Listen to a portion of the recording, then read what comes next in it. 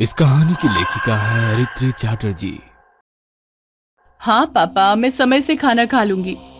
अरे आप चिंता मत करो। नहीं, अभी तो बस हम 2 लड़कियां हैं, एक और लड़की आने वाली है।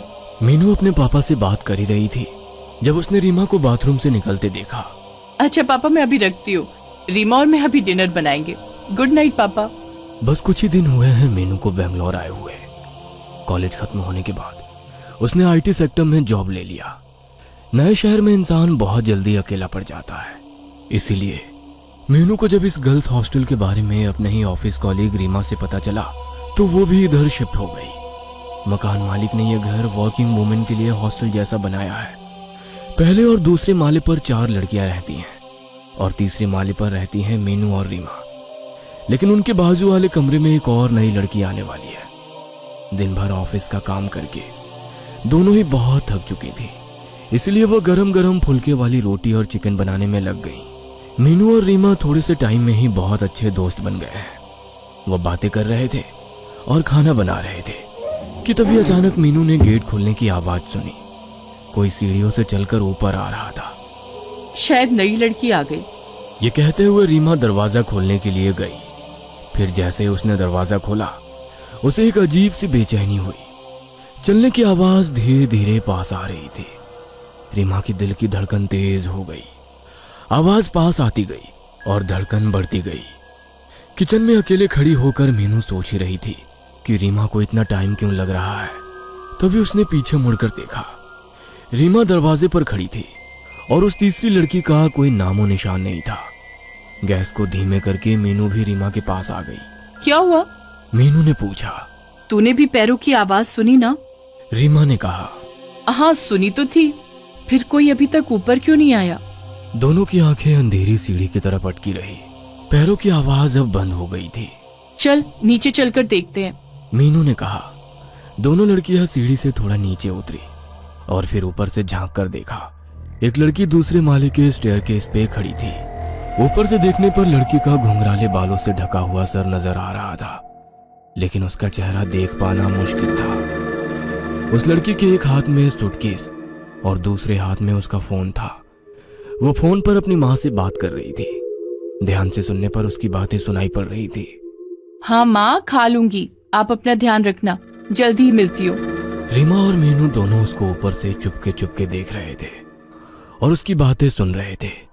तभी अचानक लड़की ने सर उठाकर ऊपर देखा। ये चीज इतनी जल्दी हुआ कि मीनू और रीमा पकड़े गए। उस लड़की की आंखों में कुछ अजीब था, जिससे उसके साथ आई कांटेक्ट होने पर शरीर में जैसे कपकपी दौड़ गई। गुस्से से देखते हुए वो लड़की धीरे धीरे ऊपर आ गई। मीनू और रीमा दरवाजे पर अपनी ऑकवर्ड स्माइल लेकर खड़े रहे। लड़की उनके सामने आकर बोली। क्या तुम लोग मेरी बातें सुन रहे थे? सिचुएशन को कंट्रोल में लेने के लिए मीनू ने झट से जवाब दिया। नहीं, हमने सीढ़ियों पर किसी के चलने की आवाज सुनी तो दरवाजा खोलने आ गए। लैंडलॉर्ड अंकल ने बोला था कि तुम आज आने वाली हो। मीनू की हाँ में हाँ मिलाते हुए रीमा ने कहा। हम बस तुम्हारा ही इंतजार कर रहे थे। ये मीनू है और मैं रीमा। नई लड़की ने शक भरी नजरों से दोनों को देखते हुए कहा। मैं जामिनी। इससे पहले कि और बातें हो पाती, जामिनी अपना सूटकेस लेकर सीधा अपने रूम में चली गई और जोर से दरवाजा बंद कर दिया। बड़ी ही अजीब लड़की है ये तो, रीमा ने कहा। नई नई आई है, शायद फैमिली को मिस कर रही है। चलो खाना खाकर सो जाते हैं, कल सुबह मीटिंग के लिए जल्दी उठना है। मीनू किचन में वापस चली गई। खाना खाकर दोनों लड़की गहरी नींद सो रही थी। अचानक प्यास लगने पर मीनू जाग गई। पानी का जग मेज पर रखना वो भूल गई थी। रीमा गहरी नींद में उसी के बाजू में सो रही थी। कहीं उसकी नींद भी टूट ना जाए ये सोचकर मीनू बिना लाइट ऑन किए किचन की तरफ चलने लगी। किचन के बाजू में ही जामिनी का कमरा था। उसका दरवाजा तब भी बंद था। किचन से पानी पीकर मीनू अपने रूम की तरफ लौट ही रही थी कि तभी उसे किसी के फुसफुसाकर बात करने की आवाज सुनाई दी। ध्यान से सुनने पर समझ आया कि आवाज जामिनी के कमरे से आ रही थी। मीनू ने मन ही मन सोचा, ये लड़की इतनी रात गए किससे बात कर रही है? एक कौतूहल मीनू के मन में जागी। बहुत आहिस्ता से थोड़ी सी भी आवाज किए बिना मीनू जामिनी के दरवाजे तक पहुंची। फिर उसने होल से रूम के अंदर झांक कर देखा तो जामिनी बेड पर बैठी है। उसके खुले काले बाल हवा में उड़ रहे हैं। और उसके सामने टेबल पर एक कैंडल जल रही है। जामिनी हाथ में एक फोटोग्राफ पकड़े हुए बेड पे बैठे बैठे झूल रही है और पागलों जैसे बड़बड़ कर रही है। उसके शब्द अच्छे से सुनाई नहीं पड़ रहे हैं, लेकिन उसका ऐसा झूलना काफी डरावना लग रहा है। मीनू कुछ समझ नहीं पा रही थी कि ये नई लड़की ऐसी क्यों है कि तभी उसने ऐसा कुछ देखा जिससे उसके रोंगटे खड़े हो गए। जामिनी ने फोटोग्राफ को टेबल पर रखा और एक छोटा सा बक्सा उठाया। बक्से का ढक्कन खोल के उसके अंदर से उसने एक छिपकली निकाली। जामिनी ने छिपकली को उसकी पूंछ से पकड़ा हुआ था। उल्टी लटकती हुई छिपकली अपने जान की भीख मांगती हुई हवा में तैर रही थी, लेकिन जामिनी ने उसकी जान नहीं बख्शी। उसने अपना मुंह खोला और बिना हिचकिचाए उस छिपकली को निगल गई। घिन और भय से मीनू का शरीर सुन्न पड़ गया था। कैसे कोई जीता जागता इंसान छिपकली खा सकता है? कुछ तो गड़बड़ है इस लड़की के साथ। तभी अचानक जामिनी ने मीनू की तरफ सर घुमाया। पता नहीं कैसे बंद दरवाजे के उस पार से जामिनी को पता चला कि मीनू उस पर नजर रख रही है। ऐसा लगा जैसे किसी ने जामिनी को इत्तला किया हो। मीनू झट से पीछे हो गई और एक सेकंड रुके बिना अपने रूम में आकर दरवाजा बंद कर दिया। डर के मारे उसकी सांस फूल गई थी, होठ कांप रहे थे। जामिनी के रूम का दरवाजा खोलने की आवाज आई, फिर उसके पैरों के चलने की आहट मीनू के रूम के बाहर आकर रुक गई। मीनू ने सोचा कि कुछ भी हो जाए जामिनी को पता नहीं चलने देना है कि उसने उसको देख लिया है। 2 मिनट तक कोई आवाज नहीं, केवल मीनू की दौड़ती हुई धड़कन सुनाई दे रही थी। फिर जामिनी के दरवाजा बंद करने की आवाज आई। जामिनी अपने रूम में चली गई है या नहीं ये तसल्ली करने के लिए मीनू ने जैसे ही अपने की होल से दरवाजे के उस पार झांका तो की होल के दूसरी तरफ से एक आंख को खुद के ही रूम के अंदर देखता हुआ पाया। उस आंख की पुतली इंसानों जैसी नहीं थी। उस आंख की पुतली गहरे लाल रंग की थी, जैसे खून से भरी हुई हो। मीनू को लगा जैसे उसका सर घूम रहा है और वो बहुत जल्दी बेहोश होने वाली है। मीनू, मीनू उठ जाओ, लेट हो जाएगा ऑफिस के लिए। रीमा की आवाज से मीनू जाग गई। उठते ही उसको कल रात को देखी हुई सारी घटनाएं एक बुरे सपने जैसी लगने लगी। क्या हुआ था कल रात? जो कुछ भी मीनू ने देखा था, क्या वो सब उसका वहम था? कुछ समझ नहीं आ रहा था मीनू को। मीनू जब नहा धोकर ऑफिस के लिए बाहर आई तो उसे जामिनी सीढ़ियों पर खड़ी हुई मिली। जामिनी के चेहरे पर एक अजीब सी मुस्कान थी। कोई बात किए बिना मीनू जामिनी को इग्नोर करके ऑफिस चली गई, लेकिन सारा दिन उसका मन बेचैन ही रहा। कितनी भी कोशिश करके मीनू अपने काम पर कंसंट्रेट नहीं कर पाई। लंच ब्रेक के टाइम रीमा ने मीनू से कहा, क्या बात है, आज तुम कुछ परेशान सी लग रही हो? तबीयत तो ठीक है ना? तुम्हें ये जामिनी कुछ अजीब नहीं लगती? हाँ, अजीब तो है। आज भी सुबह मैंने उसको अपनी माँ से बात करते हुए सुना, लेकिन माँ से कौन इतना छुप छुप कर बात करता है, समझ नहीं आया। मीनू ने कल रात की बातें रीमा को नहीं बताई। ऑफिस का काम खत्म करके मीनू उस दिन घर वापस आ गई। रीमा अपने मौसी के पास गई थी तो आज तीसरे माले पर बस मीनू और जामिनी ही थी। खाना बनाने का आज मन नहीं था, इसलिए मीनू ने रोटी सब्जी खरीद लिया था। वो किचन में अपना खाना परोसी रही थी कि तभी उसका फोन बजा। पापा का कॉल था। हाँ पापा, बोलिए। बेटा, सब ठीक है ना? नई रूममेट से दोस्ती हुई? नहीं, वो उतनी बात नहीं करती। हाँ, मकान मालिक ने बताया मुझे।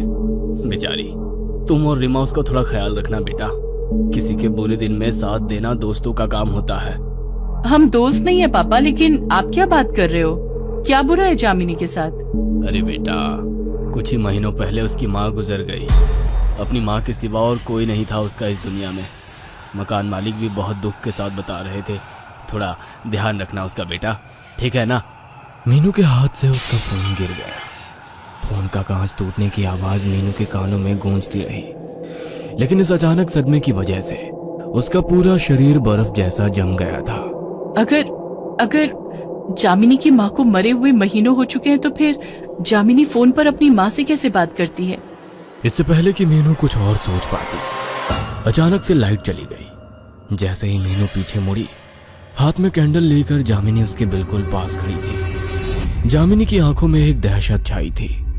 डरावनी आवाज में उसने मीनू से पूछा, अब अंधेरे में खाना कैसे खाओगी मीनू?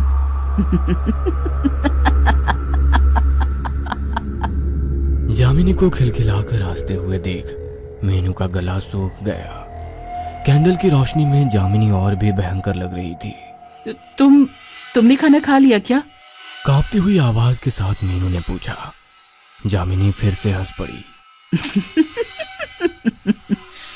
तुम्हें तो पता ही है मैं क्या खाती हूँ, है ना? मीनू के हाथ पैर सुन्न पड़ गए थे। फिर एक ऐसी घटना घटी जिसके लिए मीनू बिल्कुल तैयार नहीं थी। जामिनी पागलों जैसे हंसने लगी। उसका पूरा बदन हंसी के प्रकोप से कांपने लगा था। हंसते हंसते जामिनी की आंखें उसके सिर के अंदर की तरफ मुड़ने लगी और उन्हीं आंखों के दूसरी तरफ उस रात को देखी हुई लाल पुतलियों वाली आंखें निकल कर आ गई। वो आंखें किसी इंसान की नहीं थी, वो आंखें थी शैतान की। डरते हुए मीनू ने चिल्लाकर कहा, जामिनी, ये तुम्हें क्या हो रहा है जामिनी? लेकिन अब जामिनी का शरीर उसके बस में नहीं था। वो बिल्कुल बदल चुकी थी। उसके चेहरे से दरिंदगी टपक रही थी, जैसे वो बरसों से खून की प्यासी हो। धीरे धीरे जामिनी अपने सर को दाएं फिर बाएं हिलाने लगी और बचपन में सुना हुआ जानी पहचानी लोरी गाने लगी। लकड़ी की काठी पे घोड़ा, घोड़े की दुम पे जो मारा, हथौड़ा, दौड़ा दौड़ा दौड़ा घोड़ा, तुम उठा के दौड़ा। पर अब उसके गले से जो आवाज निकल रही थी वो किसी लड़की की आवाज नहीं थी, वो आवाज थी किसी पिशाच की। ऐसे गाते हुए जामिनी मीनू के ऊपर झपटी। मीनू चिल्लाते हुए जमीन पर गिर गई।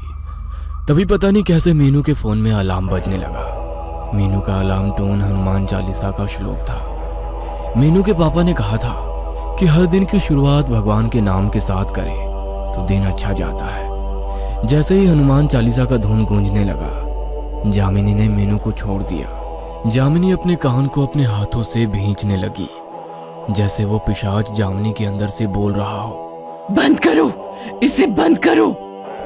जामिनी का शरीर जमीन पर पड़े हुए कांपने लगा। उसके मुंह से काला खून निकल कर आने लगा। कुछ देर बाद जामिनी बेहोश हो गई। 2 दिन बाद जामिनी की अस्पताल में आंखें खुली। उसको कुछ भी याद नहीं था। डॉक्टर के मुताबिक जामिनी को अपनी मां के गुजर जाने के गम में दिल का दौरा पड़ा था। लेकिन मीनू जानती है कि जामिनी किसी अतृप्त आत्मा के वश में आ गई थी। शायद जामिनी जब अपनी मां को बुलाती थी तभी कोई पिशाच उसके दुख का फायदा उठाकर जामिनी के ऊपर हावी हो गया था। मीनू को अब यकीन है कि जामिनी उस पिशाच के हाथों से मुक्त हो चुकी है।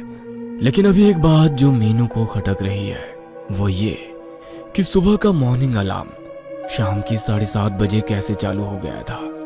क्या वो जामिनी की मां थी जिसने एक ही साथ अपनी बेटी और मीनू की मदद की? ये कहानी आपको अच्छी लगी हो तो हमें सब्सक्राइब करें।